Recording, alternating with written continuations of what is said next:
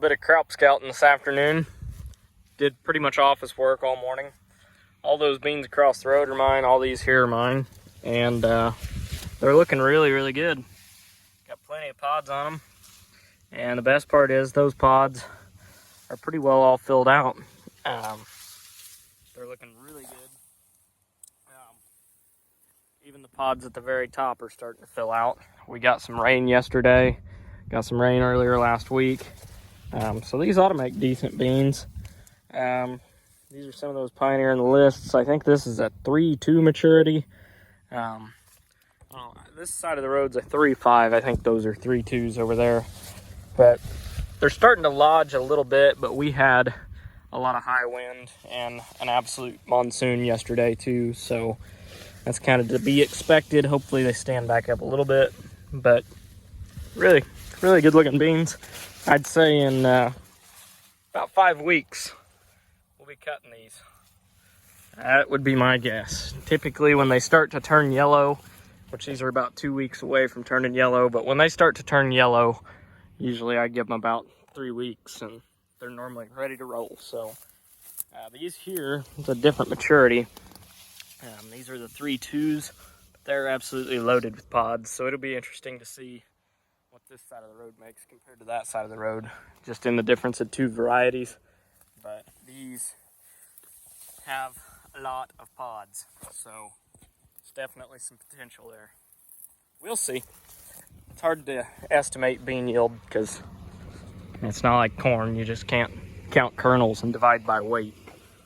Beans are a little more strenuous to estimate, and I've yet to find somebody that's close yet, so I don't know. We'll see. So this corn all had Veltima fungicide flown on. As you can see, there's very, very little disease pressure in it. Now some hybrids respond better than others, but I gotta say I'm pretty dang happy with the disease pressure that I've had, or lack of disease pressure that I've had in corn this year. Now I said you can't really estimate bean yield, but I would say most of this corn this year, I would say probably some of it will make over 200, some of them it'll make under. But I would say all in all, I would guess that the corn's gonna average about the high 190s in the low 200s. Which I'm pretty happy with for what I farm and what I've got invested into it. I'm pretty happy with that.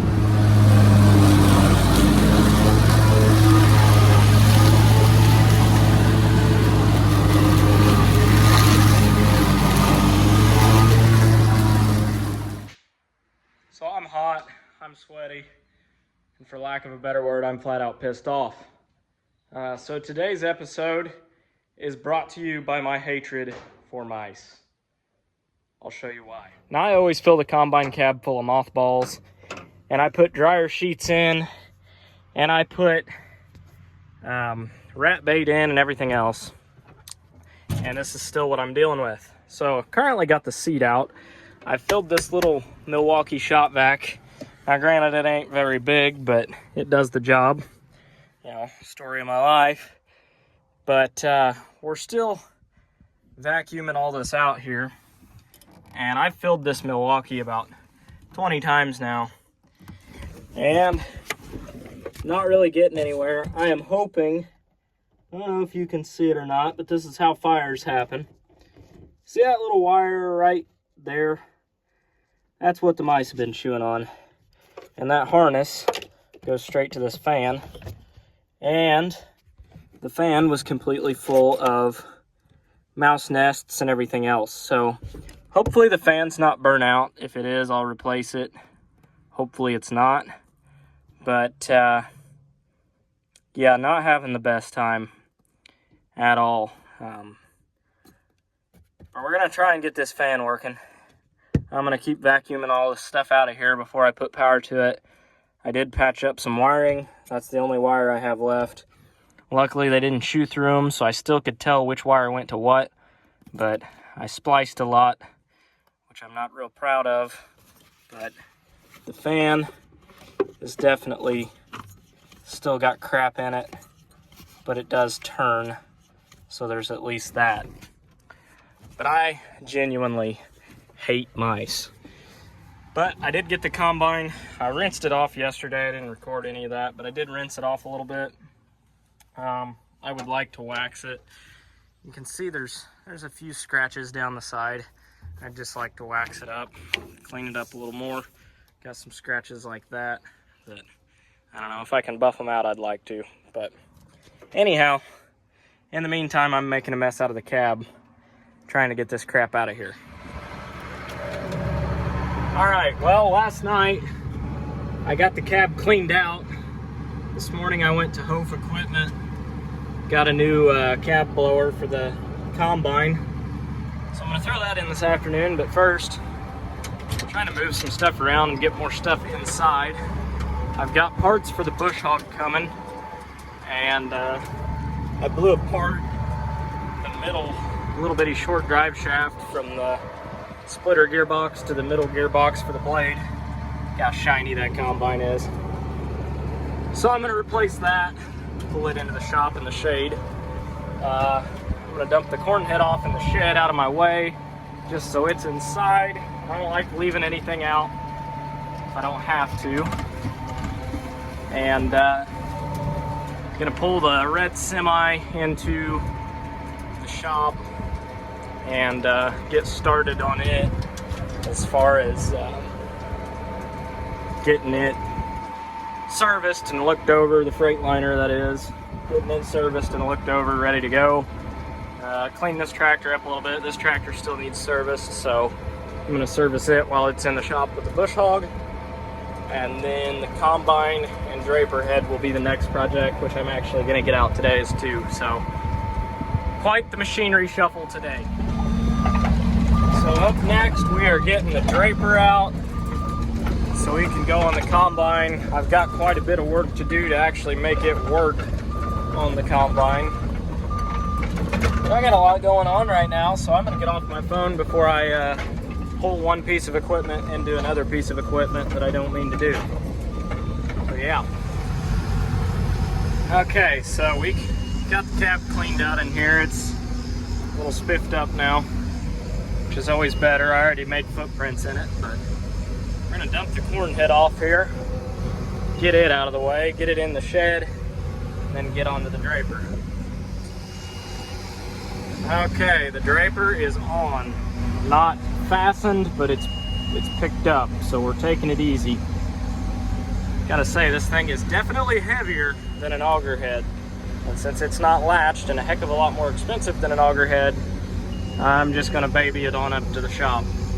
Now, I would latch it, but unfortunately I can't yet. I've got to do some adapting stuff to make it work, but I think I've got everything that I need to make it happen. All right, well, we got both semis, the Magnum, the Steiger, the Maxim, the drill. Everything's in the shop right now. Bush hog needs worked on, and the combine is right there. It is next after all this stuff is serviced. This tractor's just about done. I only pulled it in here because I want to charge the AC a little bit better. I charged it the other day, and it got better, but it's not perfect.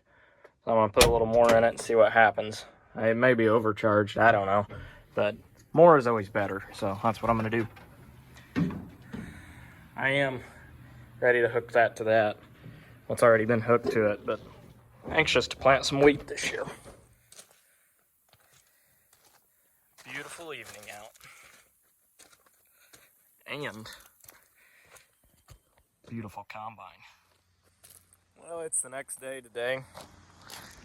Gonna get in the Polaris here in a minute, run up, go spray the test plot, and spray around the signs on it. Got the draper on the combine. Still got plenty of work to do. Knife's in really good shape on this thing. I went through yesterday, made sure there's no sections chipped or missing, and it looks like they were all replaced. Shoot, they can't have many acres on them. I think the guy, when I bought it, he said the last thing he cut with it was wheat. And the birds have really been crapping on the belt since it's been sitting in the shed, but belts are in really good shape on this draper.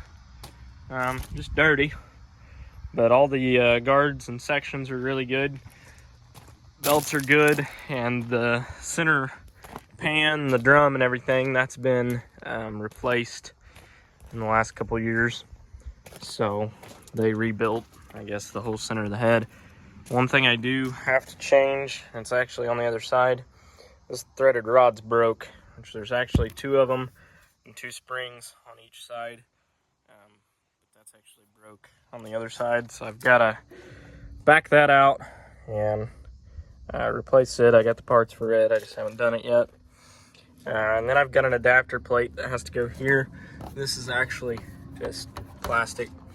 I don't have the plate yet, but I am getting it. So it's basically an adapter plate to make this fit on the combine correctly. It's pretty sketchy right now. It's not latched at all. So I actually have the cylinder stop in there. And another thing is the PTO shaft. I have to, I think, get an adapter for that and take the shaft out and convert it to a different style shaft, I think. But I'm not real familiar with these draper heads. I've never really been around one. Everybody says they're the cat's ass, and once you have one, you'll never go back to an auger head. But it's definitely a lot more complicated than an auger head. But this one's in pretty good shape, and for what I bought it for, I feel like I did good. I paid more than 15 grand, but less than 20. So I think I did all right for as far as buying a draper head goes. The combine is nice and shiny now. I still got I had the seat out. I went yesterday and picked up the cab blower motor, and I got to replace that still. I moved it out of my way. The seat's not actually even bolted down right now. Still got to change the oil, do all that. This gearbox on the bush hog is one of 2, well, there's 3 things I need to do to the bush hog. The easiest is sharpen the blades. And then right there, that blew apart. I've got the parts ordered for it. I think they're actually in. I just haven't gone and gotten them yet. And then this gearbox here has been seeping gear oil right here. This is actually a, it's kind of like a seal, I guess, but it's a window, it's a sight glass, and it's actually leaking the oil right out of that sight glass. So I need to get that as well. Both semis need greased. Got to get the decals off the door of that one and get my decals thrown on. I got some ordered. One thing I might do if I get time is both of these frames. They're not bad, but before they get worse, especially before I get salt and stuff on them, I'd like to take a wire wheel on the grinder, hit the frames, scuff them up a little bit, and give them a quick little rattle can job just to keep them from rusting. Highway salt definitely takes a toll. Yeah, got to grease the drive lines of both of these trucks and the front ends, and then check the oil. Actually, I'm just going to change the oil in both of them, change fuel filters, oil filters. This truck, if I can get it open, this truck I need to wipe down, clean out, sweep out a little bit. It's not terrible, but I like to clean it up a little bit before fall. And I'll do the same to this one. This one's not as bad. The floor needs swept, but it's all wiped down. So get both trucks cleaned up. I'm looking for a dump trailer for this. I'll probably end up getting a frameless, but I would rather have a frame dump trailer. But it's a pretty solid truck. But anyhow, that's what I'm doing this afternoon. So we'll jump in the Polaris. Got everything in here right now. 3 tractors, 2 semis, and then the combine's sitting outside. So jump in the Polaris, go spray some weeds, and then we'll come back. I picked this up yesterday while I was at the Case dealership. good Lord, was it pricey. Yeah, that one hurt a little bit, but I have a moisture tester that it's got a tendency to be a little inconsistent. So I'm hoping maybe this one does a little better job. The one I have, it gets you within 5%, but I really want something that's a little more accurate than that, especially when I'm trying to calibrate the yield monitor or moisture sensors in the combine. So came, I guess we'll unbox it here. Came in this nice little case, which actually, I like that case. Keep it from getting filthy or banged up, from breaking it basically. So it comes in this case, and I've been around these before. It says Case IH on it somewhere, supposedly, yeah. So it says Case IH on it, but this is actually, it's a Dickie John is what they are. It just has a case sticker and cost 150 bucks more probably. But this is a Dickie John, which I knew that when I bought it, but I've been looking for one, so now I finally got it. Anyhow, let's go do some spraying. We'll look at the plot and check out some corn while we're up there. All right, here we are at the plot, which, not naming names, but there's one company that didn't put a single sign up this year. And they're the same people who have neglected to do a lot of things for me this year. So there's somebody that's probably not gonna make it back on the farm. I'm not really worried about the signs, but they've ticked me off on several other things. But I sprayed that out there, but I couldn't get in here. So we're bringing the little Polaris sprayer up here with our manual unfold. This thing works like a gem though. Works like a charm, I should say. Works phenomenally. Now we'll kick on our precision pump here, which didn't kick on.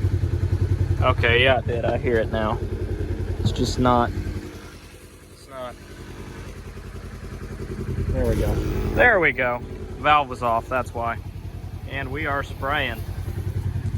Now, this mix I like to call the Chernobyl mix. It has a little bit of this and a little bit of that. So it will definitely kill what we're spraying right now.